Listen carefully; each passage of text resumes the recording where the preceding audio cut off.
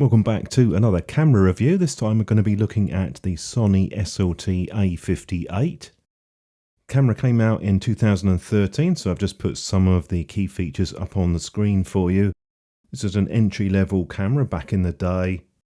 As usual, we'll do a quick body tour. We'll have a quick look at some of the design aspects of the camera. Pretty simple layout on this model. We have the mode dial on the left-hand side. This is one of the earlier cameras to have the newer multi-interface shoe. Power switch is integrated around the shutter, and there's a few buttons on the top and on the angled part on the back. Looking at the back, you'll see we have all of the controls mostly around the right hand side. There is a menu button on the left hand top part, and the control pad gives you access to different shortcuts such as the display, drive mode, white balance, and there's picture controls. There are some connections on the side. We do have a microphone input. There's a multi-port, which is for the remote, a power, and a small micro HDMI out. You will notice with the design on the LCD, it's tilting, but it does sort of stick out a bit from the body, and there isn't a huge amount of clearance from the viewfinder. You can see here, I'm just showing the sensors that are built into the EVF because this does use an electronic viewfinder. The tilt display is quite useful. I do think it's quite well designed. This takes an SD card, but you can also use a memory stick in there. I think it took Sony a while to work out that memory stick format was pretty much defunct at that time. Unlike the A57, which came before it, this has a plastic lens mount. It's not really going to be a problem in terms of durability. It's just another area where they've sort of cut back a bit on things. Being an SLT camera, this has what they call a translucent mirror. You can flip that up out of the way so you have access to the sensor for cleaning. You get the same autofocus performance to the viewfinder and the back LCD. They did include a depth of field preview button, which is on the side. Not much to see on the left hand side apart from the autofocus manual focus switch, and this has that pop-up flash. Similar design we've seen on some of the other Sonys where it sort of moves forward a bit, though it doesn't raise up quite as high. It is at least compatible with the wireless flash system.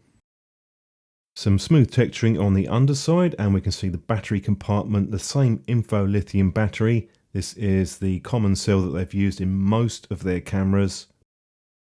And you get pretty good battery life out of this camera, and that's partly down to the fact that you have relatively modest resolution on the display and the viewfinder. I'll move on to that now by quickly showing you the display. You can of course cycle through a few different modes for this, where you can bring up different levels of information.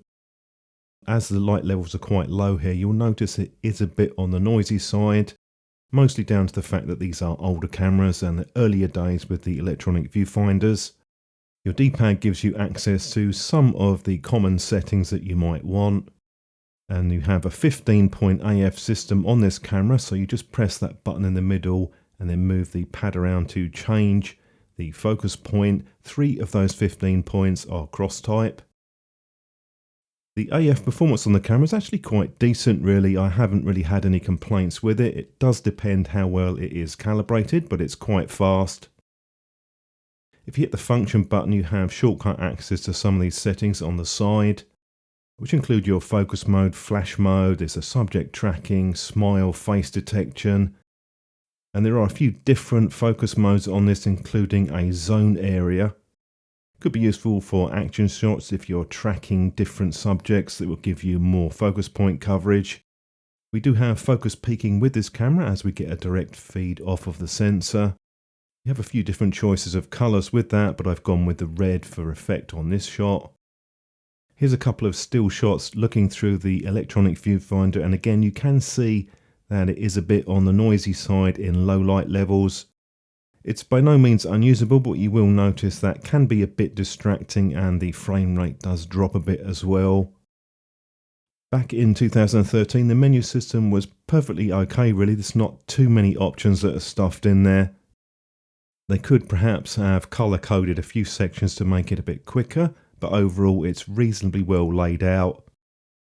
There aren't that many options in here, and you do have the function button for the quick access to most of the common settings that you might want to change. Thought we'd do a few quick tests now just to have a look at the image quality as far as the low light performance and high ISO. There is a bit of noise at 800, but really nothing that's too objectionable.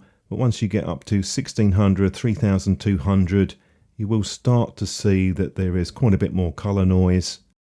I've given you a JPEG image here just to show you what that looks like. There's quite heavy noise reduction with the JPEGs even at the low level. Once you get to 6400, really that is very noisy, although it's not impossible to process that. That's really as far as I think it's worth going with this camera. Once you go to high levels, I honestly think that they are pretty much unusable. There is a multi-shot function included in the camera which combines images, but I don't really find it to be that effective. Sony have their DRO or Dynamic Range Optimizer, and that actually works quite well in most cases. This is something which will apply only to JPEG images, doesn't make any difference to the RAW files. That's where the processing is happening on this camera in the shadows. It doesn't do anything for the highlights. There is a multi-shot HDR mode that they have, and you can set that to auto or manual levels.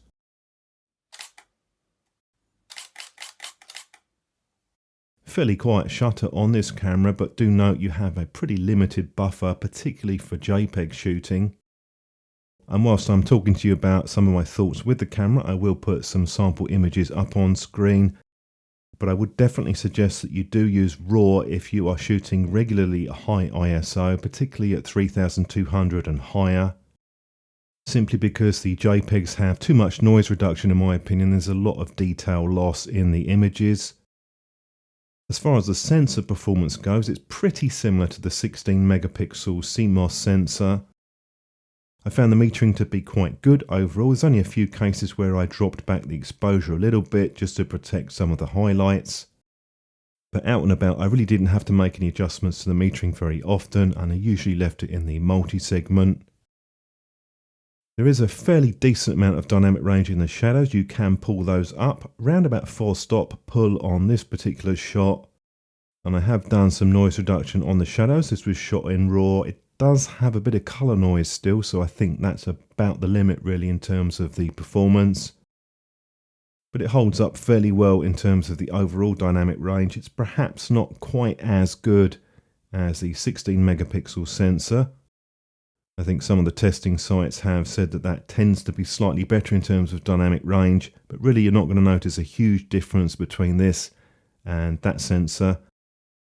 Colour reproduction was for the most part pretty good. Sometimes it's a bit on the cool side. That's something which many cameras can be, especially in cloudy situations, but again, didn't have to make too many adjustments to it, and I think most people will be quite pleased with the image quality from this camera. And the video quality is generally pretty good overall. You get the fast autofocus phase detect performance, which is the same as you would get in the photo mode.